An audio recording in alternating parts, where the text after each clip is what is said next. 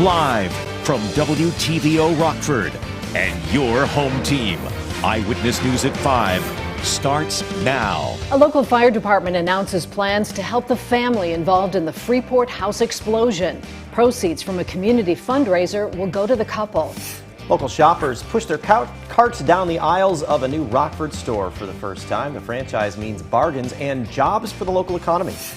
And teachers in Winnebago and Boone counties get a token of appreciation. The special delivery kicks off this year's Golden Apple Teacher Award nominations.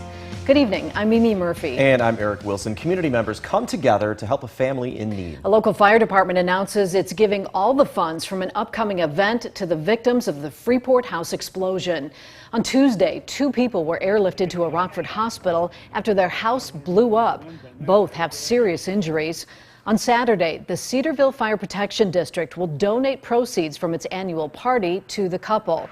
The Feather Party features a dinner and games. The department usually uses the money to buy new equipment, but instead will pass on the proceeds to help with medical expenses. There's also a GoFundMe set up to help the couple. We have a link to that at mystateline.com. A Rockford man accepts a plea deal for a string of burglaries back in January. 23-year-old Michael Lockhart was found guilty of 2 burglary charges and for not having a FOID card. 4 other burglary charges were dismissed. Lockhart went on a crime spree during the last weeks of January. He robbed 6 businesses. That includes a Marathon gas station, a restaurant, and a gift store. He also hit 3 jewelry stores. This is video from security cameras at Xavius Jewelry. Lockhart is due back in court next month. 2 teens are caught in a stolen car in Freeport, and police say one of them was armed. Last night, officers tried to pull over a car reported stolen out of Rockford. The driver took off, hitting a concrete barrier at the Circle K on West Galena and eventually crashing on Route 26. The driver and passenger got out and ran, but they were caught. Police say the driver is just 14 years old and has a warrant out on Winnebago County. The 15-year-old passenger is charged with aggravated unlawful use of a weapon. A Freeport teen should have been starting her junior year in high school. Instead, she was shot and killed in broad daylight last year. Nikel Delgado talked with her family nearly 1 year later. Nikel, how are they doing? That's right, Eric and Mimi. Next week will be 1 year since the 16-year-old Kiana Clark was killed. Her family says the past year without her is weird, and life doesn't feel the same without her here. Like, for some reason at my gender review, like, you know, you always get that feeling of like something's gonna happen, and like I got the feeling like, oh, I need to take pictures of everybody because I never know when the last moment was. Alicia Clark never thought that would be the last time she would see her little sister Kiana. Alicia tells me the last thing Kiana said to her is that she loved her. The 16-year-old was with friends on a porch at a home on Cherry Avenue in Freeport when she and another girl were shot in broad daylight. I feel like more empty because like she looked up to me, you know, I looked up to her, you know, she was my little sister, but like she was always there by my side. So it is weird not having her here. Alicia describes Kiana as a young girl who loved to dance, who was sassy, funny, and had a big personality. She loved her family and she loved being an aunt. So she wanted to go to a Broadway concert. So like once his shows start coming back up, we're going to do like a VIP ticket one to go there, like wear her shirts and take a picture with them to make it seem like she actually made it to the concert. Freeport police have not made an arrest in her murder. Police Chief Matt Summers tells me, quote, "Unfortunately, this is still an open case, and the Detective Bureau and Gang Unit continue to follow up on information as it comes in," end quote. The Clark family just wants justice for Kiana. It just kind of sucks seeing everybody else's murder get solved in our town, and then just not her when, you know, she's only 16, so I just want her to be at peace. That's what I want. Just for something that she deserved, at least, just to find out who did it. The Clark family will be honoring Kiana and her life this Saturday with an orange balloon release, her favorite color. They will also be marking 1 year of her passing with a lantern release on Monday. Eric? Thanks for the update, Nikel. U.S. jobless claims fall to a 4-month low. Applications dropped last week to 213,000. That's down 5,000 from the week before. This was the fewest filings since late May. The 4-week average also fell, but the total number of Americans collecting traditional unemployment benefits rose slightly. Speaking of jobs, a brand new discount store welcomes customers in the state line. Ollie's Bargain Outlet opened its doors today. The store's located at East State in Mulford. It's where Old Time Pottery used to be before shutting down in 2020 due to the pandemic. Owners believe Ollie's offers shoppers the bargains they need to stay on budget during hard times. The store team leader says they've been eyeing Rockford for the past year. He says the grand opening is what he was most excited about. This is what makes it worth it. The grand opening part is phenomenal. There's so much energy and excitement, and that's what we kind of live for. The new business brings in about 60 new jobs to the state line. The Golden Apple Foundation is back, and they continue their annual effort to recognize outstanding teachers in the Rockford area. Rockford University's cross-country team and baseball players took time out of their days to help load apples into cars. That's a Rockford U tradition. Schnucks donated more than 5,000 golden apples. Volunteers delivered those apples to 150 schools in Boone and Winnebago counties. Each teacher got one. The drop-offs also included information about how to nominate a deserving teacher. It's a 6-month lengthy process to go through the Golden Apple teacher selection process. They've told us it's really reflective and makes them think about their teaching. And then in turn, I think those nominations really are rewarding for them and really makes them feel good and appreciated. Eyewitness News is Golden Apple's official TV partner. You can find a link to the nomination form at mystateline.com. Those forms are due by October 13th. President Biden announced a deal to avert the railway strike that was expected to happen tomorrow. Coming up, one final step, though, could derail the agreement. And more migrants are making their way to Chicago. Coming up at 6, when those buses are expected to arrive in the city. And a little more filtered sunshine out there this afternoon with our temperatures today upper 70s, low 80s, right at 80 degrees in Rockford. Find out how long we can maintain that 80-degree warmth coming up in your most trusted forecast a little later. You're watching Eyewitness News, your home team with Eric Wilson, Mimi Murphy, Scott Leber, and Chief Meteorologist Candace King. President Biden calls a tentative railway labor deal a big win for America. The agreement between union and railroad leaders averts a strike Friday that would have disrupted passenger traffic and freight rail lines across the country. But workers still have to decide whether the changes meet their demands. Washington correspondent Jesse Tenor looks at some of what's included.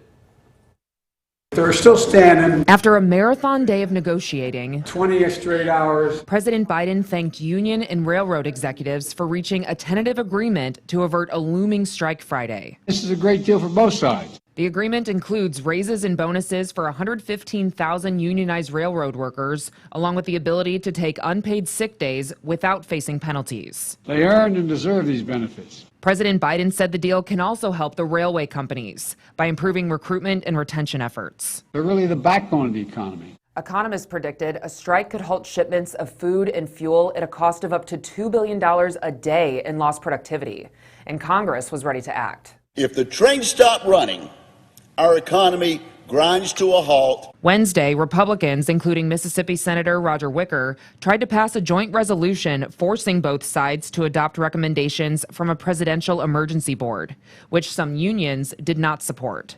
Vermont Senator Bernie Sanders blocked the GOP effort. These unfair and unsafe working conditions would be allowed to continue. Iowa Senator Chuck Grassley stressed Thursday the resolution is not off the table, since the workers still have to vote on whether to approve the deal. If they don't, then Congress must step in. But Labor Secretary Marty Walsh, who led the negotiations, shot down the idea. There's no need for that. We came to an agreement. In Washington, I'm Jesse Tenor. Another near perfect day in the state line with highs in the 80s and sunny skies. Coming up, Candace shows us the weather for the rest of the work week and a major warm-up for the weekend.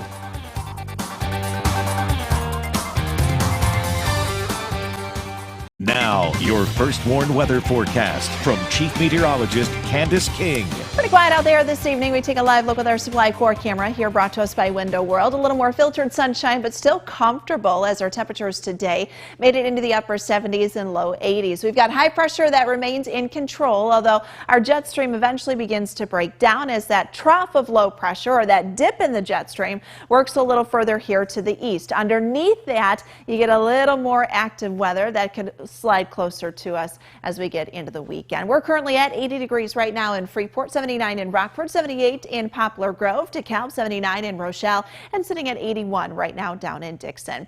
Few clouds out there this evening. We had some pretty dense fog here early this morning. Actually had a couple areas that were under a dense fog advisory. Well, I think we see a little patchy fog, still some plenty dry air to be had, so it might not be quite as dense as what we woke up to here this morning. But those temperatures tomorrow morning starting off right around that 60-degree mark. Again, filtered sunshine for tomorrow afternoon, upper 70s, low 80s. While we stay dry for most of tomorrow, keeping an eye on areas to the northwest. You've got some showers and thunderstorms that'll be working across parts of the plains into the upper Midwest. Most of this activity is going to stay to our northwest, but by Friday evening around 7, 8 o'clock, areas across northwest Illinois, so maybe watching Carroll County, Joe Davies County, and southern Wisconsin could have a couple of thunderstorms here that we'll keep an eye on, but most of us going to stay dry during that time. And that trend, something that'll continue into Saturday, at least until we get into Saturday afternoon. Small chance for a shower thunderstorm. Most of this going to stay elevated, but that could bring temperatures down just a bit. So I held on to that isolated thunderstorm chance for Saturday afternoon. Better chance comes in though once we get into Saturday night and then into Sunday. So here's where that storm threat resides, or at least the greatest potential for a couple of stronger thunderstorms Saturday. Southwest, West Wisconsin, Minnesota, Iowa, watching a wind and hail threat out in that location. Notice we're just in that general thunderstorm risk, so not looking at anything too severe. Sunday may be a little different story with some gusty winds and also some heavy rainfall. Saturday night into Sunday, Sunday morning, some showers and thunderstorms working through as a cold front begins to move closer to us. Dry out a little bit for Sunday afternoon. Still will keep some of that cloud cover. Another storm complex developing to the northwest could further break down that ridge and actually bring some heavier rainfall to parts of the area Sunday night into very early Monday. So kind of watching that for some heavy rainfall during that time and maybe a gusty wind or two, drying out once we get into Monday. So 60 degrees, that's where we'll head for the overnight tonight. Winds will pick up a little tomorrow. You'll notice that breeze kicking up around 15 miles per hour from the southwest. Low 80s right around 82, partly cloudy skies. Again, conditions very similar to what we had out there for today. We maintain those 80s going throughout the week. 83 on Saturday, 82 on Sunday, low 80s here. Tuesday, I think, is going to be our warmest day out of the next 7. Cold front does come in early next week. If it holds off, we're back into the 80s again on Wednesday. But if it comes through a little earlier, we'll bring that number down, likely in the 70s. But you see, we are in the 70s by next Thursday, official start of fall. Well, that is an abrupt change from Wednesday to Thursday, too. Yeah, for sure. Candace, thank you. Sports is coming up next. The White Sox might have saved their season today with a strong showing in Cleveland. And Rockford native Dean Lowry shares some thoughts on suiting up to face the Bears again Sunday night at Lambeau Field.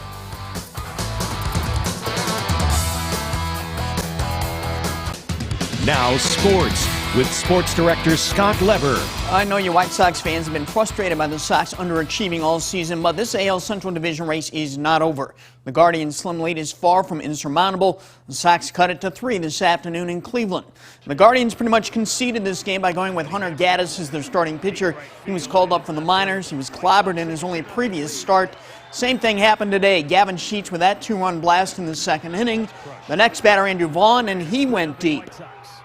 Gaddis also gave up home run balls to Yoan Moncada, Elvis Andrus, and Yasmani Grandal, and the Sox beat the Guardians 8-2. The Sox now head on to Detroit for a weekend series. Cubs have the day off. They're going to host the Rockies tomorrow afternoon. Aaron Rodgers says he owns the Bears. Well, Dean Lowry might own a piece of the Bears, too.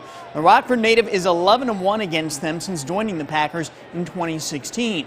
Lowry says the Packers need to keep Justin Fields in the pocket Sunday night. No, absolutely. That's the biggest thing with him is having good pass rush lanes. He's a dynamic athlete. I think he's like a 4.40 guy, so he can get loose in a heartbeat. And just being on the same page with the rushers, just rushing as one cohesive group. We always say that 4 equals 1, and that's the biggest thing for our front. Well, Live Golf has upended the world of professional men's golf in its war with the PGA Tour. Guess what? Liv's latest event is happening not far from here at Rich Harvest Farms in Kane County, just this side of Aurora. Our Reagan Holgate was there today as Pro-Am action was unfolding. She'll fill us in on what Liv is all about later tonight on Eyewitness News. Roger Federer has finished winning major tennis championships. He says he'll retire after he plays in the Laver Cup next week in London. He's 41 and he says injuries just won't allow him to continue. Federer has won 20 Grand Slam championships. Sold. The jersey Michael Jordan wore in Game 1 of the 1998 NBA Finals is sold for more than $10 million. That's the most money any piece of sports memorabilia has ever sold for. The 1998 season was the Bulls' last dance year. They played the Jazz in the finals. That's sports. We'll be right back. Candace is up next with one final weather check. But first, here's a look at what's coming up on News Nation tonight. Tonight, progressives want you to believe climate change is to blame for blackouts, why politics is the real reason you're hot, broke, and in the dark, plus how China is beating us in space for a fraction of the cost. That's On Balance. Here's Dan. Thanks, Leland. Tonight on Dan Abrams Live, Governors Greg Abbott and Ron DeSantis flying migrants to wealthy Martha's Vineyard and even the vice president's home. Clearly a stunt, using desperate people as pawns, but don't they have a point that it's only fair the rest of the country help deal with the disaster at the border? That's tonight on Dan Abrams Live. That's coming up tonight on the fastest growing cable news network in America, News Nation. You can find it on the cable and satellite stations you see here, or you can head to newsnation.com. Candace is back with a nice looking forecast. Yeah, I mean, going into the weekend looks pretty nice. Tomorrow should be fairly similar to what we had out there today. You've got some rain, though, that comes in, I think, Saturday night and then into Sunday. So end of the weekend might not be quite as dry, but we hang on to the dry conditions here tonight. The first warning interactive radar brought to us by Rockford Auto Glass and More. Down about 60 degrees underneath a partly cloudy sky. Temperatures tomorrow up around 82, 83 on Saturday, 82 on Sunday, drying out by Monday. Just a small chance for a thunderstorm Wednesday. Cold front comes in, so that'll bring an end to those 80-degree temperatures, feeling more like fall as we officially kick off the start of fall. I think it's actually Thursday night, like 8:03 or something like that, I think is when fall officially starts. So clearly your 7-day forecast got the message. I know, it did. Thursday It was like, all right. reflects the beginning of fall. We're transitioning those seasons, so the temperatures have to reflect that. And I think those cooler temperatures will hang on for a little while going into next week as well. But this string of 80s has been fabulous for the middle of September. I mean, it is nice. We've had a little too much rainfall the last couple of weeks, so drying out this week has been nice. You could see some heavier rainfall Sunday night, but yeah, the comfortable days, cool nights have been absolutely perfect. Good combination. Thanks, Candace. Thanks, Candace. And thanks for joining us. Have a good night. Stay safe.